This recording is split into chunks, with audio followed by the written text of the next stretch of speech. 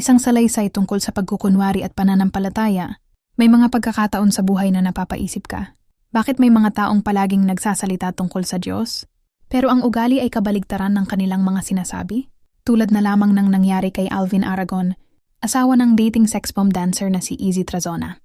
Ayon sa mga lumabas na usapan, hinusgahan at siniraan niya ang ilang miyembro ng sex bomb, sinasabing malaswa raw ang kanilang pagsayaw.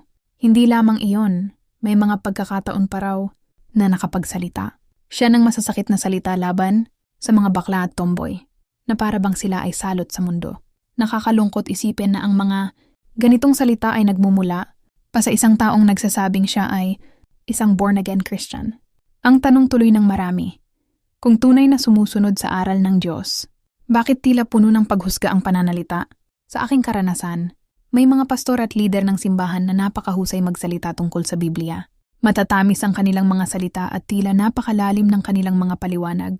Ngunit minsan, kapag wala ka nang maibigay o wala ka nang pakinabang sa kanila, tila nawawala na rin ang kanilang pakialam. May mga simbahan na mahigpit sa pagbibigay ng tithes o ikapu na kadalasang 1% ng kita ng miyembro. Sinasabi nilang tungkulin ito sa Diyos. Ngunit may mga pagkakataon din na napapaisip ang ilan. Saan nga ba talaga napupunta ang mga kontribusyon na ito? Hindi maikakaila na may ilang leader ng relihiyon na yumaman sa pamamagitan ng kanilang simbahan.